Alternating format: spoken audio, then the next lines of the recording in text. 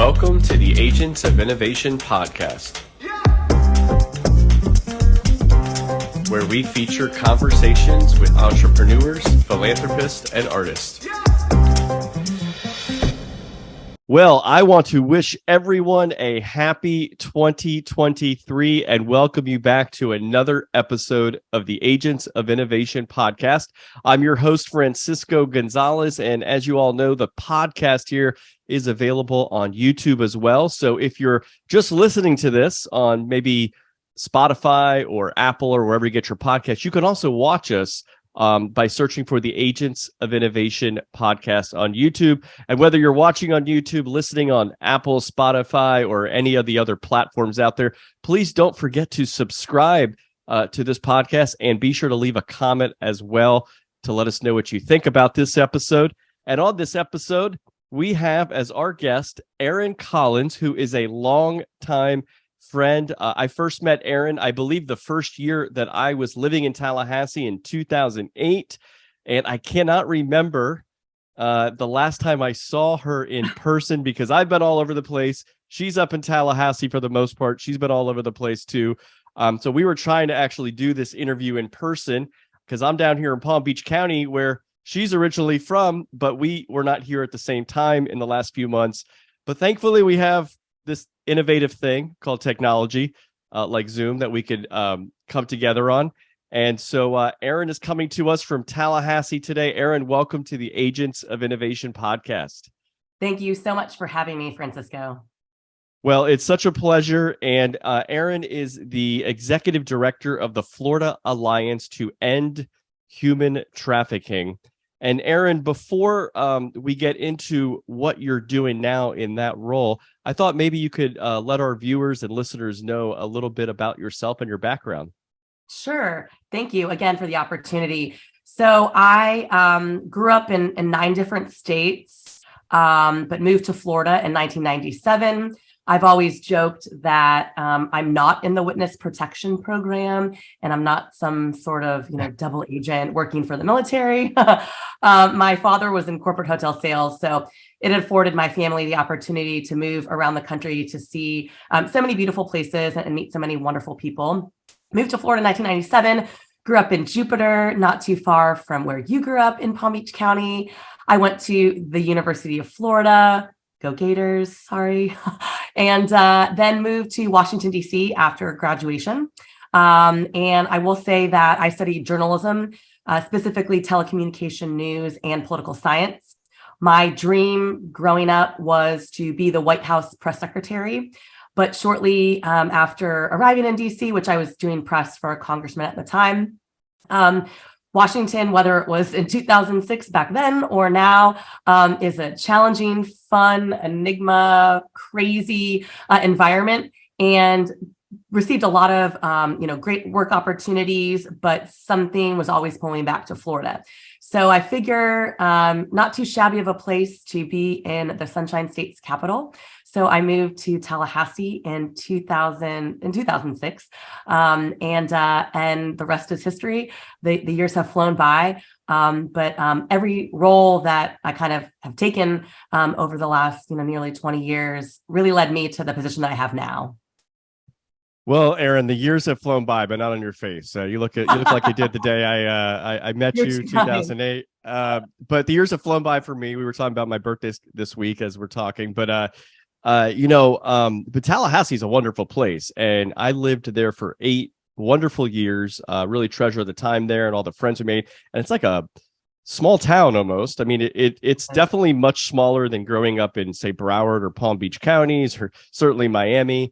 Definitely like a total different part of the state. Some people will call it Southern Georgia or Lower Alabama and kind of that part of the state. But it's really wonderful people there. And there's a lot of great public servants doing great work. Of course, we have a lot of people that come from around the state to do the work in the legislative body. We have the governor there. We have, all the bureaucracies and everything, but really a lot of great people serving this wonderful state that you and I really call home and love and treasure. And as much as we both love traveling around the world and doing things, I always tell people my home will always be in Florida. So, but speaking of that, Erin, I know you are a proud Gator. And I guess other than you and maybe a handful of people like my youngest brother, Tony, and I love Tim Tebow. I don't know the Gators. I don't know about the Gators, but you guys just got a new president there and Ben Sass. So I guess we'll excuse your Gator Nation stuff for a few minutes.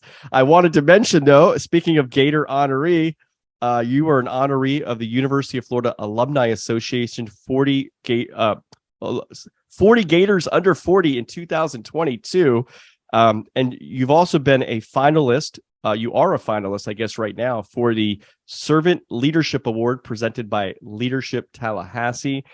And Erin, here, you were recognized in 2022 by the Tallahassee Democrat, which is the local newspaper there in the state capital of Florida, Tallahassee, as one of 25 women you need to know. Well, the Agents of Innovation podcast believes more people need to know about Erin Collins and her great work. So that's why we brought you on today.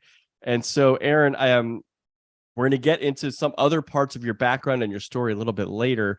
But I first want you to tell us now about a little bit more about your role as the executive director there and what you guys are doing at the Florida Alliance to End Human Trafficking. What drew me to the state's capital in Florida was a role with a statewide business taxpayer organization. And I was there for 6 years doing membership and development. After that, I worked for a national consulting firm focused on working with technology clients that either had an existing presence in the state of Florida or who were new to the market and wanted to get involved. And then right before I took this role, I was working for Governor Rick Scott and then briefly for Governor DeSantis in the agency's technology agency or the state's technology agency. All that being said, the role that I have now as the executive director of the Florida Alliance has kind of compiled all those different roles. As also an aside, I've been volunteering with several organizations in Tallahassee and also statewide for many years now. And it kind of encapsulated all the different things that I'm passionate about. And when you say, or the cliche goes, things happen, for a reason, and you have to be at the right place at the right time. That's truly how I came into this role. I was an advocate with a statewide nonprofit when the legislation that created this organization in 2019 came before the legislature. And I remember, putting in my committee card to testify, to advocate, thought that having a nonprofit focused on this issue to increase training and awareness and bring more conversations about this important topic, was so important to our state overall, never knowing that, later that year, I would be taking on the role as its executive director. So the story is, I was actually catching up with a mutual friend of ours, Chelsea Murphy, when we bumped into the chair of the organization from South Florida, former Senator Ellen Bogdanoff. And little did I know that a conversation kind of in passing would lead to starting an organization from scratch. I'm sure we'll get into that a little bit more, truly launching 2 months before kind of the world shut down 2 years ago. But it has been super fulfilling and really amazing. The Florida Alliance was created to provide funding, support, and assistance to the statewide effort to end human trafficking and to collaborate and work with the statewide Council on Human Trafficking, which is chaired by our phenomenal Attorney General, Ashley Moody. We are focused on increasing awareness across industries, and we do that through training. We developed a training course that is approved by the state for the hospitality and tourism industry, and there are required professions that have to take annual training. And then also on the development side, to raise funds to provide grants to law enforcement and ultimately contingent upon available funds to service providers, because we know that law enforcement can't identify potential victims and then survivors if they don't have tips from the general public. And then also they can't do their good work, their investigatory work, without technology solutions that are proven and that they have access to. So that's a little bit about the Florida Alliance. Well, that's great. And just to back up that story there a little bit as well, sounds like, and I think from what my reading is, the Florida Alliance is a nonprofit that was created by the Florida Legislature. Is that right? It was, yes. The spring of 2019, there was legislation that was sponsored by Senator Lauren Book and Representative Heather Fitzenhagen, again, to create a standalone nonprofit to tackle this issue really from a statewide perspective. There are regional and local human trafficking task forces that follow the judicial circuits under the Office of the Attorney General, but not an organization that kind of is collectively working with everyone to raise awareness. And Erin, is the organization primarily funded by the government, by legislature? Do you get private support? How does that work? Sure. So in our first year, we did receive a small appropriation to develop our training. The rest of our funding is from private sources. And then this current fiscal year, we did receive another small appropriation to update our training and awareness course into 5 different languages. But the majority of our funding, overwhelming majority of our funding, comes from private sources. So, this issue really interests me in a few ways, Erin. What I wanted to mention is you see right behind me here, for those watching, that's the name of my company, Fearless Journeys. And I created it primarily for a community to help people be more fearless and emboldened on their entrepreneurial journey. However, the Fearless Journeys community, as you might know, also has a travel component. We take people a lot of fun group trips. We've gone to Guatemala, we've gone to Nashville, we got an upcoming trip to Uruguay and Argentina. I also know you and your husband, Len, share a great passion for travel. I see you taking some fantastic trips as well. So all of us have been on the road quite a bit for business travel, but also for some of these fun type of trips that we like to take as well. And when we're traveling, for the most part, we're having amazing interactions with so many awesome people that you just meet in the course of your travels. And for the most part, that's the kind of people meeting. But I also sometimes have to remind myself and people on our trips to take some precautions, because there's also those among us who are traveling who don't have the best of intentions. The last few times that I've flown out of the Miami and Fort Lauderdale airports, I've heard announcements over the intercom about human trafficking, about being aware of that this is a place of a lot of human trafficking that takes place in this region of the country and the world and our state. And recently, just a few weeks ago, I was traveling on the Florida Turnpike, and I was in one of the service plazas in the rest areas, entering the restroom area, and there were signs, very, very large signs, about human trafficking as I was going to the restroom. And it actually made me think, through all these circumstances, is human trafficking a new phenomenon? I mean, clearly we have a horrible, history of slavery and things like that. So that's human trafficking in a different way in some ways. But it made me think, in kind of our more modern times, it's just kind of a new phenomenon. But it also made me think, maybe it's the public awareness campaign that really seems to be on its game right now, to making us all aware that this is going on, when we're not really thinking about it. We're just thinking of taking a stop on the rest plaza or checking in to our gate at the airport, but that there may be people with more devious motives around us. So I suppose places like airports and turnpike rest areas are places people that are being trafficked are coming through. So I just wanted to get your take on that. Is that something that you guys are part of, those kind of campaigns, and what could you say to travelers like us who maybe need to be a little more aware of our surroundings? Sure. And I think it is also important to kind of level set, because there's a lot of myths and misconceptions about human trafficking. But, the basic definition of human trafficking is the use of force, fraud, or coercion to obtain some type of commercial sex act, or labor. And that can be done in a lot of different ways. Traffickers are looking for people that are vulnerable or have higher risk factors for a variety of reasons.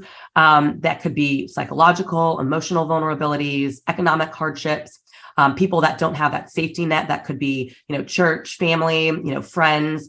Natural disasters are another big one. and then also political instability. And I just mentioned that because there's, human trafficking looks like a lot of different things. And through entertainment, through social media, there have been a lot of things perpetuated as organizations like ours, the Florida Alliance, has worked to increase awareness on the facts and fact base.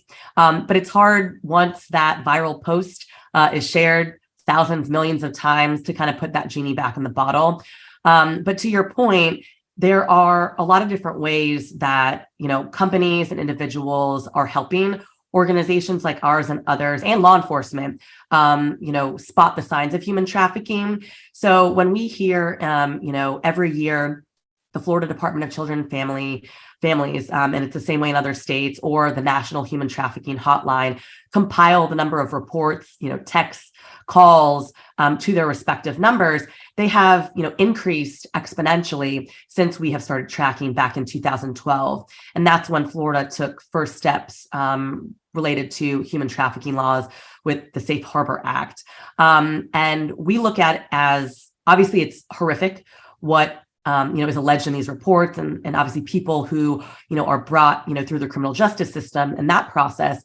But the more people are talking about it, the more people that are taking training, the more people that are having conversations, even with our youngest and littlest of learners, as we say, when, we partner with education institutions, those age-appropriate conversations help us become better trained observers. So to your point, when we're traveling, and that could be on domestic flights, international flights, we don't have to take an airplane.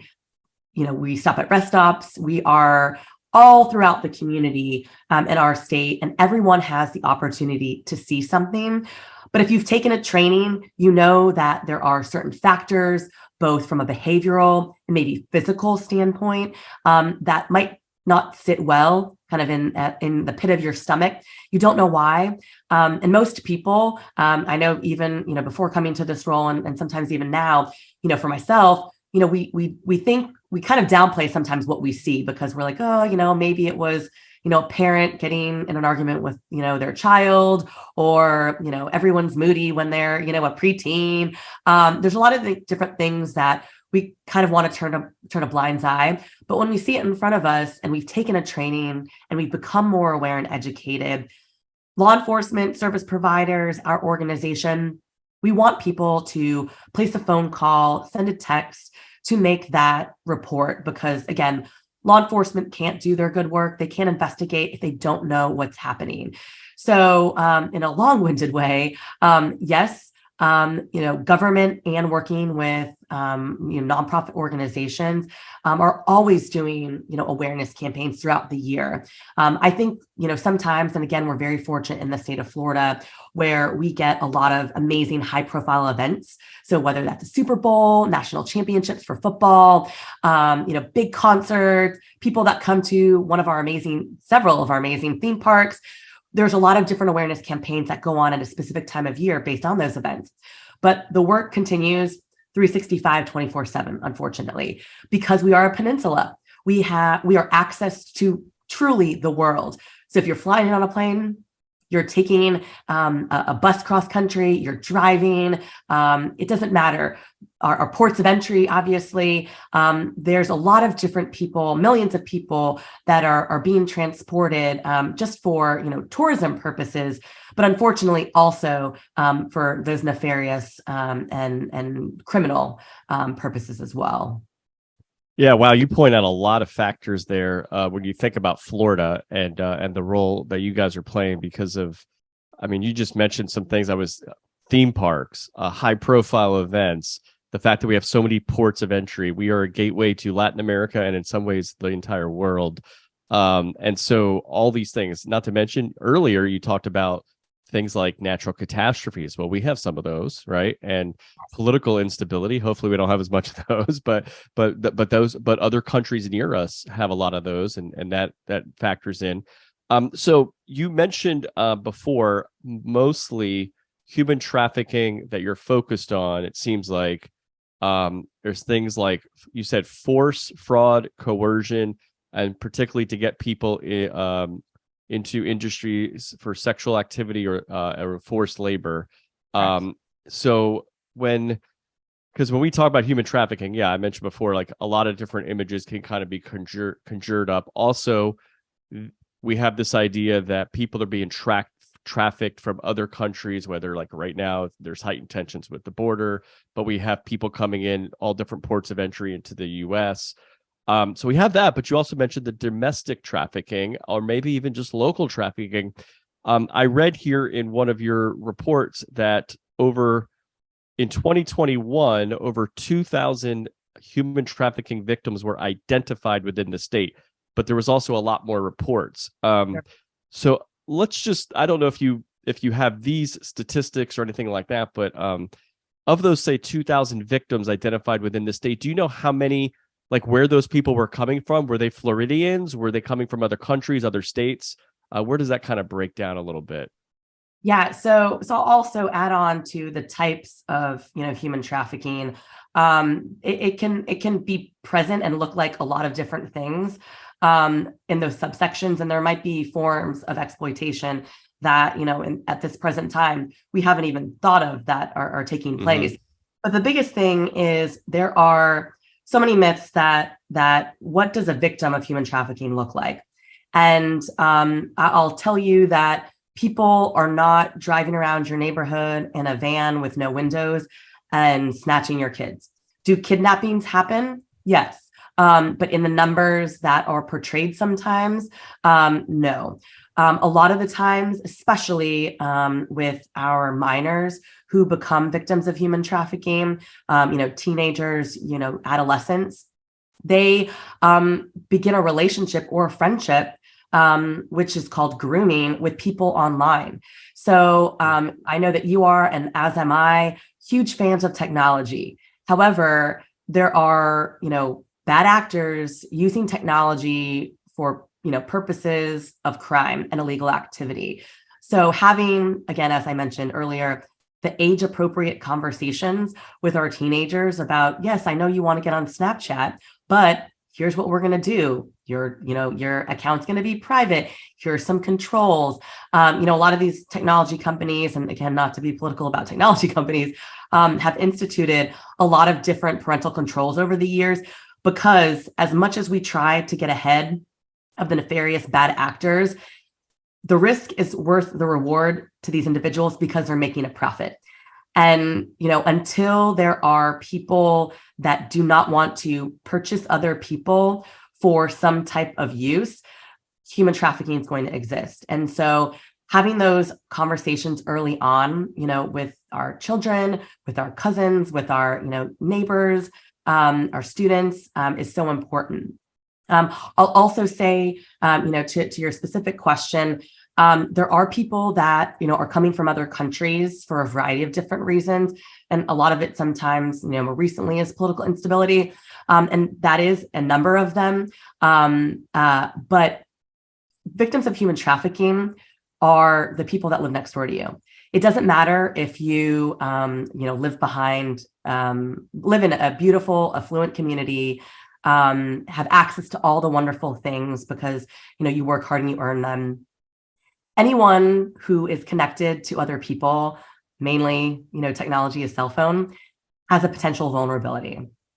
So while victims are coming from, a variety of different countries, children that are in our school systems that have access to technology are as susceptible because we're connected with the outside world. When you and I were growing up, when computers, cell phones, really, it was a lot later. But when we got a computer, it was, you're going to sit in the family room or the kitchen and, your parents or your guardian, whomever, had eyes on you. Now it's so different. And students are learning in so many amazing, phenomenal ways with technology.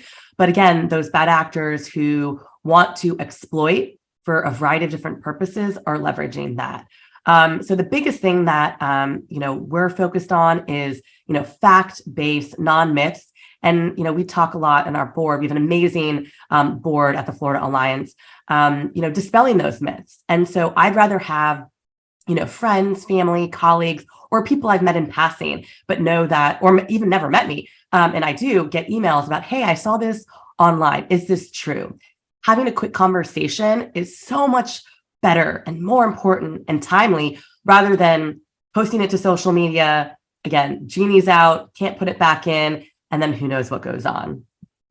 Yeah, no, by the way, a lot of interesting points there, and I'm going to go through a few with you here, because I think primarily as a society, we're probably most concerned with children, right?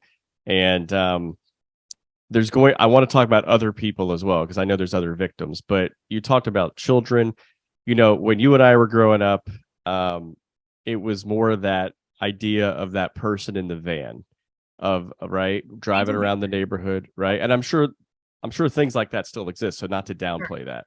I remember even growing up, maybe I got a little bit older, I was a teenager or a young adult, and hearing about kids at Disney World getting, places like that, being more aware of because, or just places, high profile places where there's going to be a lot of kids, right? That's where some of these nefarious people will hang out and try to nab your kid, whatever. But like you said, today it's a little bit more. First of all, there's social media. That's how people can get to young people, and also there's that grooming process, right? Pretending to be your friend, making it sound like this is okay and this is okay and this is okay. Maybe it's giving you things along the way to reward you for doing this or that activity with other people, other adults, and then all of a sudden, boom, you've been human trafficked. So I want to talk about that for a little bit, because there's a few elements of this, and obviously, like, parents need to be super aware, but like I feel like everything with parents, kids like are kids, and they're gonna like get around their parents. They're like savvier with technology than their parents are, and things like that. But I think it's having those conversations early with the kids, like knowing these kids are probably going to get around whatever controls you put on them, possibly, but like making sure that they're like fully aware. So where's the role that you're coming into play on this as well, in terms of what you're educating parents and educators and others about talking to kids? Where can people get those resources, and what is the Florida Alliance doing to help them with that? Sure. The great thing is that Florida has really been strong in advocating, implementing, changing laws, modifying laws since 2012. And it's 2023. So in 2019, and implemented in 2020, the Florida Department of Education, as part of public students' health curriculum, in an age-appropriate manner, they are to learn about human trafficking and exploitation. And there are some phenomenal providers that each school district, through an evaluation process and discussion process, determine what providers they'll go with. So if your student is in a public school in Florida, and obviously other private schools can opt into this, but they're receiving age appropriate human trafficking awareness education as part of their health education. The conversation that we have with a 6-year-old is very different than a 16-year-old. The things that the myths that are dispelled when you're young don't become problems, because you've had the open conversation in whatever form that takes on with your child. The parent, guardian, your child best, and what they're able to absorb, to learn, to understand.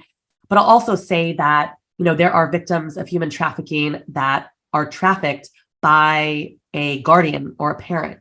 So that's why the folks in our school systems and our school districts, our teachers, who sometimes get the best of our kids and sometimes the not so best, they are the ones that are so important.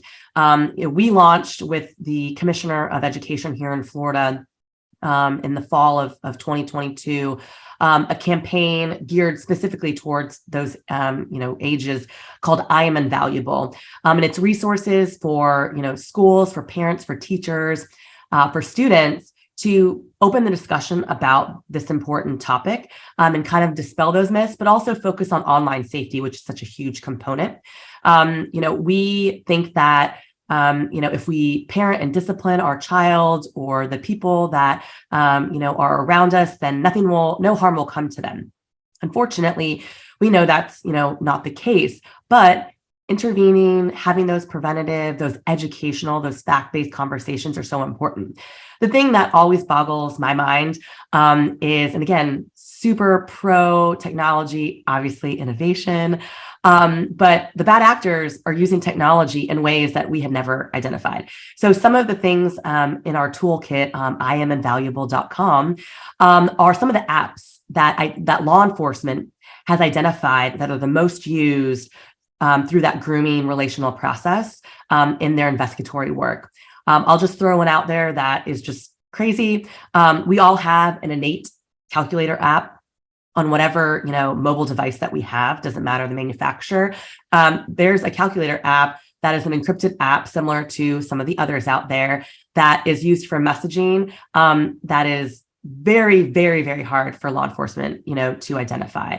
When people, again, when the risk is worth the reward, people are going to do whatever they have to get that.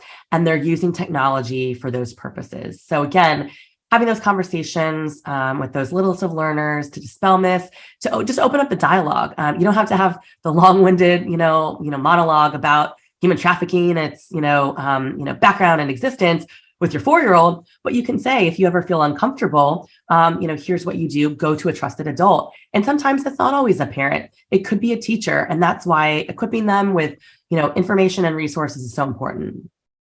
Yeah, that's great. So a couple things there. Again, getting back to this trafficking thing, because we talk about the victims could be next door. Crazy that you mentioned that a parent or a guardian could be participating. It's hard for me to get my head around what parent or guardian would do this to their child, but I guess people do all sorts of various things. So yeah. And I will say, just quickly, people are motivated by different things. When we look at people, psychologists, case managers, folks that are working within the child welfare system, individuals that are part of that, unfortunately, have higher risk factors. So say you have an individual that is going home, straight A student, but is in foster care, but has a parent or maybe two parents, biological parents that were incarcerated or formerly incarcerated, might not be, consistent in their life. Those factors add into the potential vulnerabilities, and traffickers prey on those. Thinking back to when we were teenagers was a little long ago, but we all want, even as adults, those relationships with other human beings. And sometimes when you let your guard down, because people can be convincing, and it might not just always be a friendship, it could be, especially in some of our labor trafficking situations, promises of a job or employment or some other false promise. We're thinking, oh gosh, I'm out of work right now, or I'd like something better. This sounds really great. It sounds lucrative. I can provide for my family. We get our hopes up. And if we are educated and the people around us are educated, we can stop those things from happening. Yeah, that's great. So when we say people are trafficked, is that an equivalent to they've been kidnapped, or could people be not kidnapped and still be kind of in this forced situation that they can't get out of? Totally. Yeah. So again, dispel the myth. Do kidnappings happen? Yes. Do they happen for all human trafficking situations? Absolutely not. A lot of the cases, are built over time. And we mentioned that grooming process, that relationship building, whether it's for, a romantic relationship or for, a professional, employment. There's a lot of different factors that go into that. The other thing that I did want to mention is the access to things for jobs, parental, the networks, political instability, kind of that basic definition. We're in a time right now where there's a lot of things going on globally. We mentioned natural disasters. The state of Florida got hit by a really bad hurricane last fall in Southwest Florida. And we have seen, because of past history, and unfortunately after Hurricane Michael, people being forced into labor trafficking situations when people were rebuilding their homes. And obviously we don't want to see that happening right now. The Florida Alliance penned several op-eds around the state and specifically in Southwest Florida to educate people about those things. But again, we might not think as rational, logical human beings, we would not commoditize or put a dollar amount on someone, especially a child. But when people want something and there's a dollar amount tied to it because they're personally going to receive some financial gain, all rules are off the table. Human trafficking is the second largest global industry, second to arms and Wow. gun trade, which is insane. $150 billion with a B. And that doesn't decrease until we have, conversations like this in a lot of different settings. It's not just incumbent upon law enforcement or service providers who are offering that continuum of care after a victim and then survivor is identified. But as we started this conversation, everyone is everywhere in every community across our state, our wonderful state. But no one wants to relocate here, move their business, move down to our state from wherever, domestically or internationally, if all they see are the headlines. And I will say that the legislature here in Florida and our governor, our attorney general specifically, have done a lot. There are always things that can be done to modify or tweak laws. However, law enforcement, the broader community, needs to be engaged and get involved. There is no harm in calling the National Human Trafficking Hotline or even calling 911 if you think that someone's in immediate danger, because we would never want harm to come to someone that we love, let alone another, human being. So getting engaged, having those conversations is what will ultimately stop this. Yeah, so I like that, government's involved, law enforcement's involved. You've got great nonprofits like you involved, but ultimately it's us, it's the citizens that have to be involved. And you, I think, are empowering, everyday citizens to do this. Can you give our listeners and viewers the hotline, and if they want to call to report something or text? Texting might be good too, right? How do they do that? And also, what about people who? So anyway, go ahead and give that out. Yeah. So the National Human Trafficking Hotline number is 888-373-7888. And then you can also text Be Free to 233-733, or again, calling 911 if you think someone is in immediate danger. And I'll be putting those in the show notes here too. So if people want to scroll to those show notes on any of their platforms, you can find those numbers to call, text, and obviously everyone knows 911 when there's something immediate, somebody immediately in danger. Getting back to the types, so I assume that when we talk about people being forced into sex acts, the end there for them is probably typically things like prostitution or pornography in terms of how people make money. I don't know if there's anything else, but you also mentioned labor trafficking, such as maybe after a natural catastrophe. What is a possible example of labor trafficking? What does that mean? Sure. So I do want to clarify and maybe dispel a myth Okay. about when you mentioned prostitution. So we live in the state of Florida. Prostitution is illegal. Right. If you mention a minor, someone under 18, they cannot consent to anything from a sexual activity perspective. And if they're forced into that situation, it is human trafficking. So if you are over 18, force, fraud, or coercion from a legal standpoint has to be proven. But if you're under 18 and you're a victim of some of this abuse, it does not have to be. You can be arrested for human trafficking. And let me ask you something too. Statute of limitations on that, right? So maybe somebody was 14, 15, 17, I don't know. And years later, they maybe want to report something on somebody who did that. What are their legal avenues if they didn't feel comfortable as a child reporting something like that? Yeah, laws have changed over the years, specifically to individuals who've been arrested who want to vacate or expunge their records. The legislature has started to do a really great job of that in the last few years, specifically in 2019. But we know people and know of cases where this happened to an individual when they were a teenager and now they're in their 20s or 30s. It's obviously a lot harder to prove, but law enforcement can do work if the individual, well, I'll just say, because I'm not law enforcement, law enforcement can do their work. So there might be repressive memories because of drug abuse, or individuals who were forced to take drugs to perform some type of commercial sex act or even labor act. So we always want people to come forward. And a lot of times, again, with abuse and even threats of violence is the huge thing too, which, you mentioned sometimes keeps people in an exploitive situation. Or threats to your family. So we see a lot in labor trafficking situations. If someone maybe isn't from, this country, threats of deportation. If your passport's being held, you are, not getting a full paycheck, you're getting a little bit, or you're getting some type of gift that is not a nominal wage as you should. So those are other factors, just to, again, for people's understanding, about commercial sexual exploitation with some of the age limits and the consent, and that's the labor trafficking. To your question about examples, Florida is an amazing state for so many different industries, particularly for the agricultural industry. There are individuals who, are working in hard labor situations outside that do that, and they take pride in it.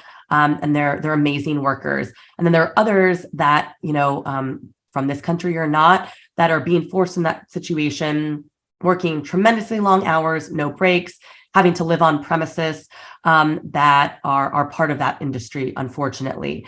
Another big one, because again, we are a tourist state, and people don't like to make dinner. Restaurants in the hospitality industry are huge, and that's hotels and motels. In 2019, the legislature, in part of the bill that created our organization, the Florida Alliance, also put forth a requirement for individuals who work at a hotel or motel in kind of a frontline role. So that could be the valet, a receptionist, maintenance workers, housekeeping, for them to take an annual human trafficking awareness training course. If we're going into a restaurant, we are a patron, we sit down, we order from the menu. We don't know what's going on in the kitchen or behind those doors where we're not able to go. So, we like to say that we might have context for a situation where, from behavioral or maybe verbal cues from maybe our server at a restaurant who isn't really making eye contact, is kind of distracted, in any situation, and that's applicable to any victim, a potential victim of human trafficking. And they go to the back, they don't come out for a long time, they look like maybe there's signs of physical abuse. That's where you say, you know what, something isn't sitting right. I'm going to, report a call to law enforcement, to the hotline number, and have them and local law enforcement investigate what you think you might, what's going on behind those closed doors in the kitchen where, we don't have a vantage point as a customer. Those are just two. Another really big one is at, nail salons and massage establishments. There's no reason why any individual, regardless of whether you're chiropractor or, the fender bender that you got in, for you to receive a massage at midnight. Mm-hmm. And especially if there are signs that individuals who are working in some of these establishments are sleeping or living there, very long hours. A licensed massage therapist who is certified by the state is not living on premises. And people are not going in and out by the hundreds in a day. So those are just three very specific labor trafficking situations. And I will say that, some of the potential signs and indicators that we've discussed and I've mentioned today doesn't mean that a human trafficking situation exists. It may. There might be other factors that aren't present. So that's why taking training is so important to, again, dispel the myths, but then also educate ourselves to make that report to law enforcement if we think something is going on. Yeah, it's funny. I think that massage example is really interesting because I remember a couple years ago, I travel around the state. And I remember just seeing these like little strip plazas with all these massage places and driving by at like 10 o'clock at night or something and going, that place says open? Why is it massage place open at 10 or 11 o'clock at night? And I remember I actually wrote a little something, I've had this little piece in the Orlando Sentinel. I actually asked, what is the deal with all these like late night massage places? And I like my massages, but I usually get them in the afternoon or in the morning or something, right? At a certified place, not one of these sketchy looking places. And but it's like, it's funny, right? Not too long after that, I remember seeing the state crack down. I can't remember if it was the Attorney General's office or whatever. But there was definitely a crackdown, and that showed that some of these places were places of probably labor exploitation, maybe sexual exploitation, and probably human trafficking as well. So interesting. But the common restaurant, like you mentioned, I mean, everybody goes out to eat a lot, and so but also I think and not I don't want to get into like immigration policy here, but there might be like people in situations that are just looking for work and they can't do so maybe legally or something. And so they get into these exploitative situations. You could say maybe some of them chose to work for less than minimum wage or whatever it is. But probably some of them are just being exploited, and it's the employers themselves that are part of that process as well. And maybe, it goes into some of this larger situation that you're involved with as well, in terms of trying to end that trafficking of people that end up in all sorts of horrible situations. No, sure. Yeah, again, I'll just say, and sometimes it's, so repetitive, but, victims of human trafficking can be your next door neighbor, could be, the young person that you attend church with, who lives in your community. And there's a lot of different types and situations and faces.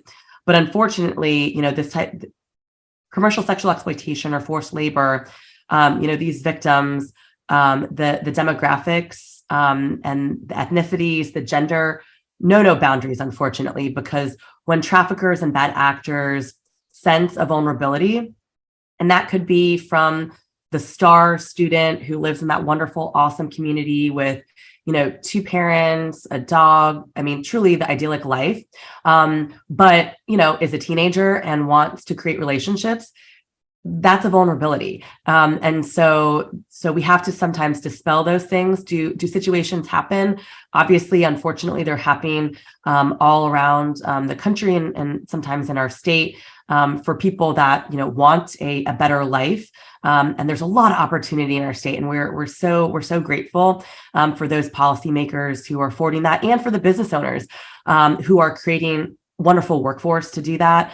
But we have to dispel those things to get to the informed tips to really help law enforcement. Yeah. And look, one of the things you mentioned before is people who are engaged in this from the exploitative side, they are motivated by profit in most sense. Sometimes they're motivated by other things too. But, I know a lot of entrepreneurs are motivated by profit, but not necessarily. They're also motivated by missions and things like that. Business people need to make a profit, though. But I always like to point out to people, especially I've done some teaching of economics and entrepreneurship and things.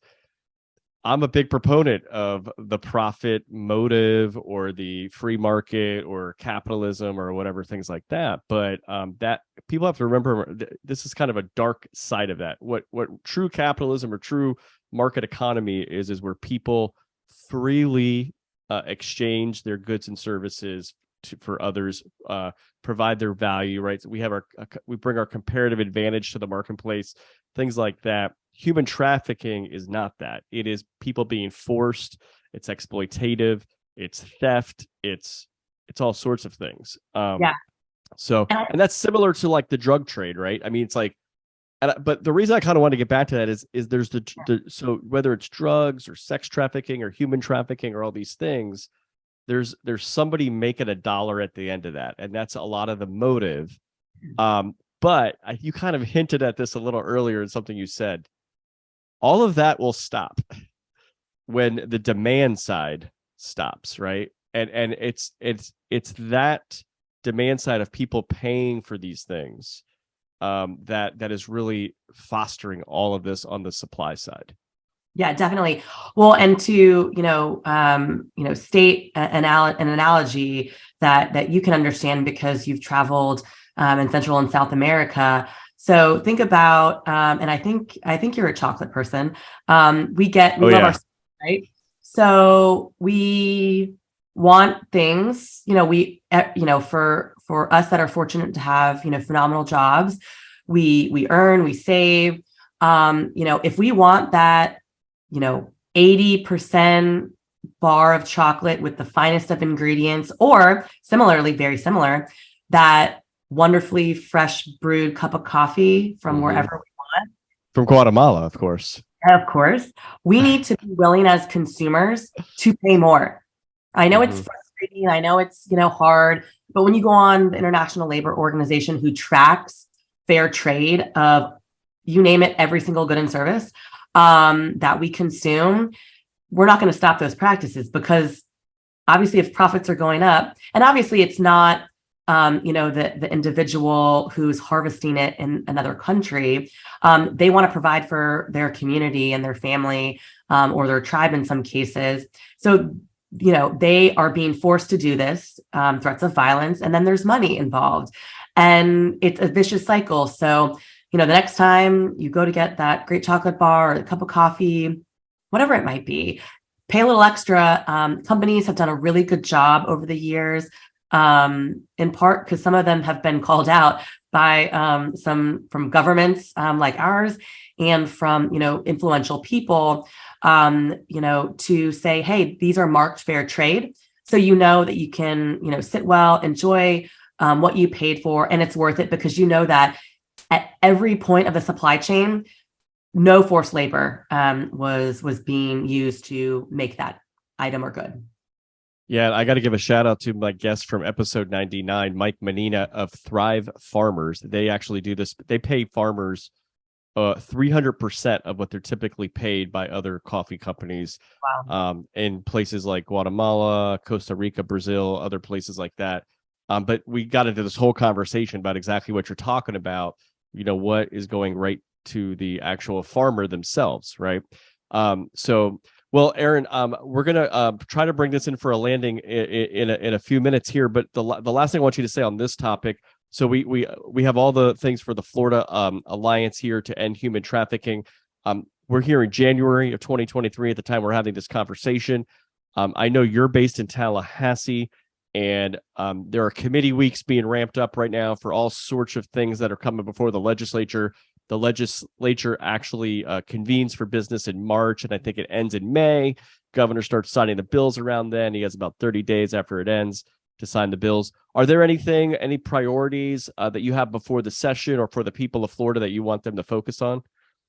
Sure. So the Statewide Council on Human Trafficking really drives the policy, and we support their efforts. It's a little too premature. There's bills being filed right now. I'm sure we'll chat in the coming weeks and months to see what actually gets across the finish line. But the biggest thing I do want to mention, and January is National Human Trafficking Awareness Month, is that everyone can get engaged, and all it takes is an hour for someone to take our training.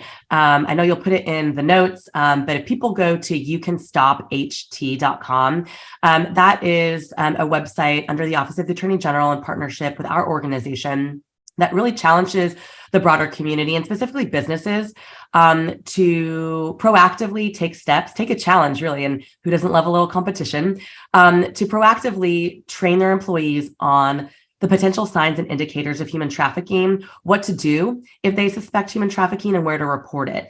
It, again, an hour of your time is such a small investment, truly, to prevent something from happening, or potentially stop it from happening if it's currently occurring.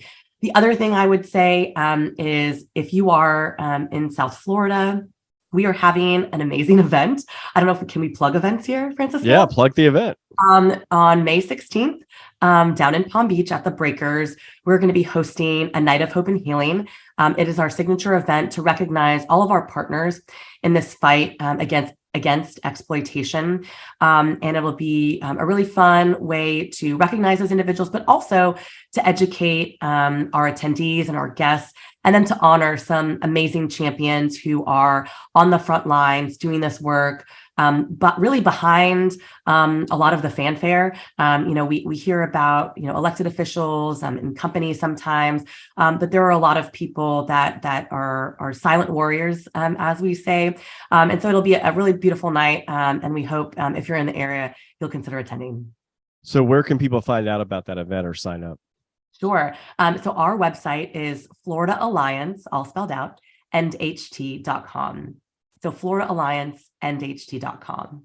Okay, great. That'll be in the show notes too. Okay, so Erin, you're doing incredible work there. I want to have a few, let's say, somewhat rapid fire questions for you, just to give people a little bit more a sense of your journey and how you got to where you are. You mentioned some of your experience before, but this is something, speaking of labor and free labor in the free market, what was your first job in life? And I'm talking something, maybe it could have been as a kid or something else, but what was your first job in life? And while you're thinking of that, what is maybe something applicable that you learned from that job that may be still with you today? Okay, so I was a hostess at an Italian restaurant in Jupiter, Florida, during the summers. And something that I learned was, I guess, to be present. And that's, again, whether you're doing a task or personally, and especially back, I won't throughout the year to date or age both of ourselves, but we are so busy and consumed with a lot of different things, especially now, inundated with technology. I have 2 phones. I've got 2 laptops. I love technology. I love creating things visually, graphics, you name it. However, it can be overwhelming, and especially because everything is on our phone, in our pocket, our purse, whatever, we sometimes forget to kind of just zero in on who we're talking to at the moment. And that was something that at the time, when customers would come in and they were frustrated, or they had a long day, or they wanted their glass of wine, whatever, they wanted their food right away, even if it was busy, you had to be present, be attentive, be patient. Still working on that. So that's probably something I learned at my first job. Yeah, by the way, there's nothing worse than going into a restaurant and seeing the waiters or whoever like not paying attention to you, talking to themselves on their phones, right? So very good, very good. You gotta be attentive.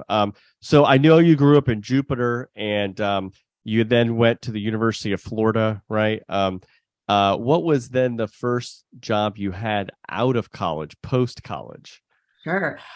So I was a paid press intern doing communications in also Congressman Clay Shaw's office from Southeast Florida after I graduated.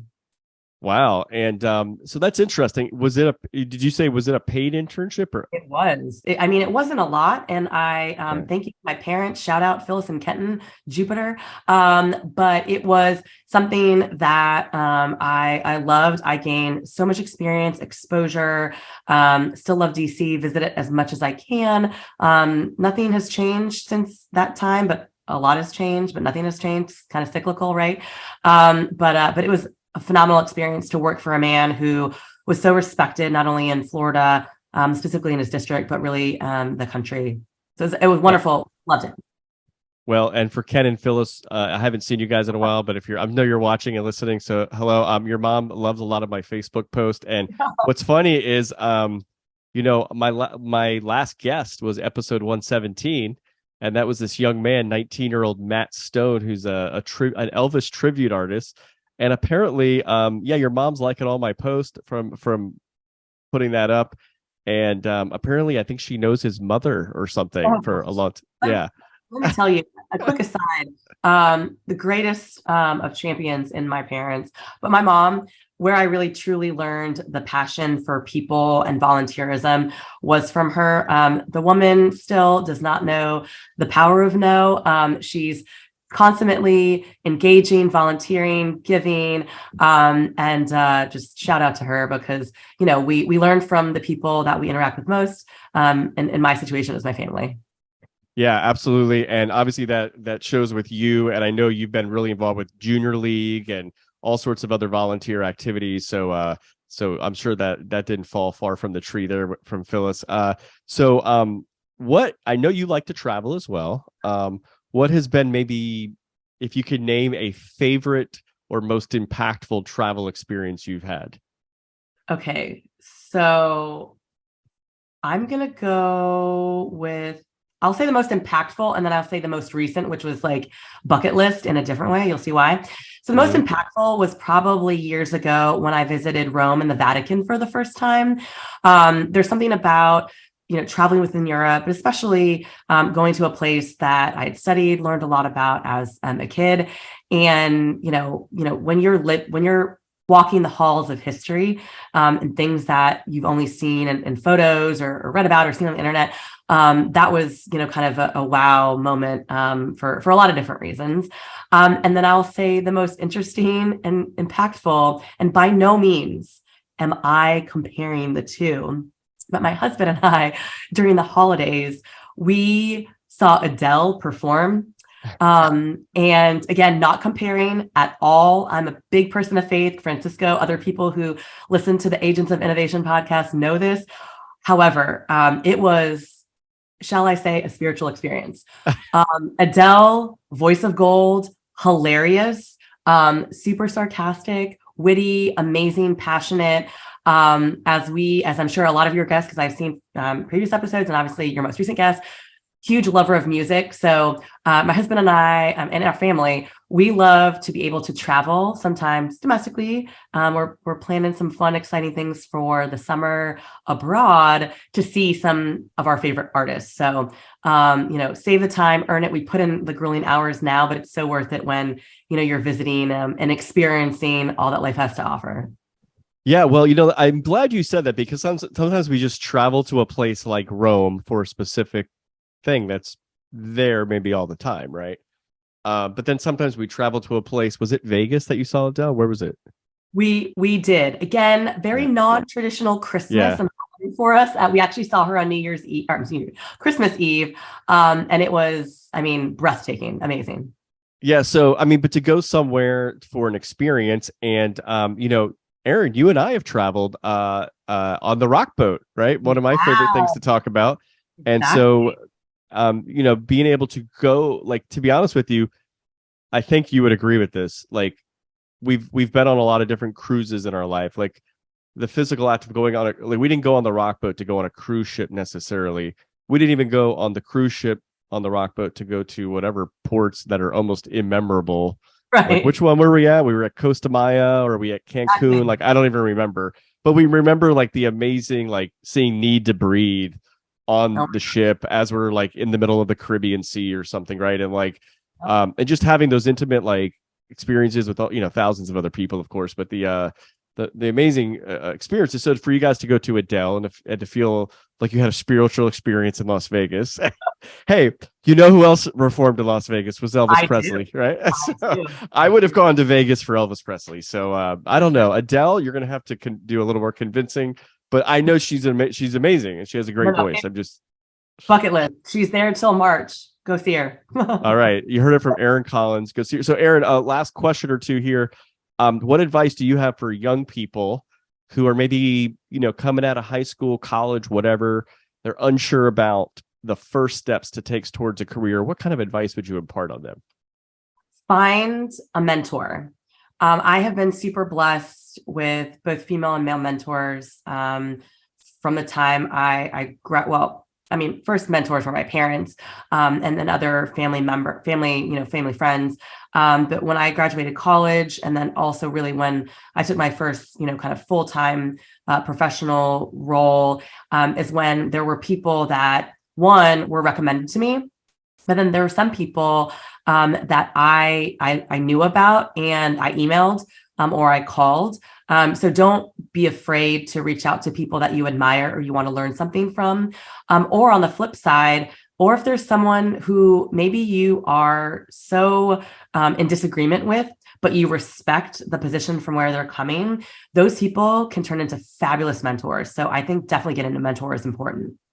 I've heard that answer a lot from a lot of different entrepreneurs and other people. And it's something, though, like, it's like you hear the thing a lot and it's kind of obvious, but it's not obvious, right? Because it's not even something you're told as much from, oh, you gotta go get this job or this internship or read this book or take this class, or pay $10,000 for this class, in college.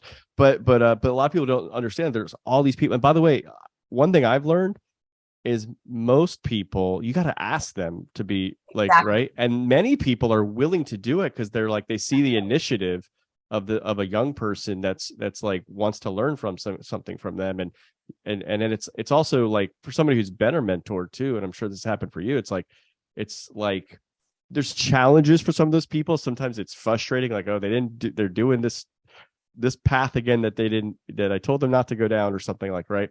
But you do see them, they've got to go through it themselves. And then it is rewarding to see when they're so accomplished later on. I mean, somebody that you and I could I think you know him, who's been on my podcast before. And he's also, by the way, in my new book, The American Dream is a Terrible Thing to Waste. And that's Joe Russo, right? And Joe was somebody who worked under me at the James Madison Institute. And it's no surprise to anybody. A couple times I kind of was pulling my hair out, telling Joe a few things, but I saw something really great in this young person, and he has done just these phenomenal things, starting the Palm Beach Tech really initiative, and now he's doing this great thing with Emergency Ventures app.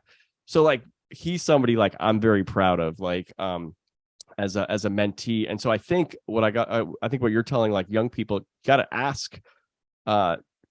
Go for it to do it, and then the people it'll be very rewarding for the person who's mentoring as well. Well, and it'll tie into my first job when I was in high school, and the advice, or kind of something I learned was be present. It's the same thing. We are busy as people in our careers. The older we get, the more we're taking on. I still can't say no. I'm just volunteering. I'm doing the thing because it fills my cup. However, to take the time to be present and patient with people that are just starting their career. We know how much it was important and invaluable to us when we were starting. So being present, not pulling their hair out, not being short in your conversation, again, sometimes is a lot easier said than done, but you don't know how you're shaping, for positive or for the other side, a young person's career. So it's so important to have a mentor. Yeah. And by the way, I think it's also great to have some peers. And I'm thinking of something you brought up at the very top of this conversation. I can envision it because I've probably seen it a few times.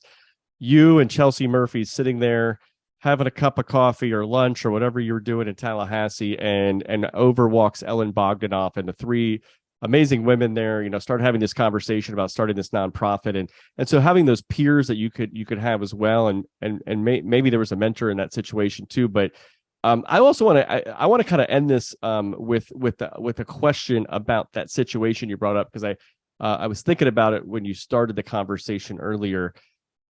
Can you tell us, remind us again what position you were in as you were sitting there talking to Chelsea, and then what steps you took to start this nonprofit, and what were some of the like early biggest challenges, or maybe even some of the fears or concerns you had, but you went forward with it anyway?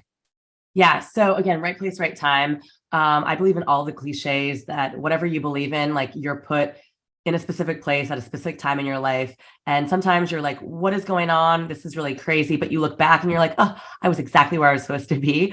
And I will tell you, and when Chelsea watches this, she will laugh. We were not drinking coffee. It was early evening. So, your listeners can guess what was going on there. But I will say that this role has been truly one of a lifetime. I never thought I'd have in my career at this age, in the point of my life, to start a nonprofit with the leadership and amazing support, hand in hand, of our board members and the legislature, because the legislature created a bill and the governor signed it to create this organization. So having that support just at the foundation was huge.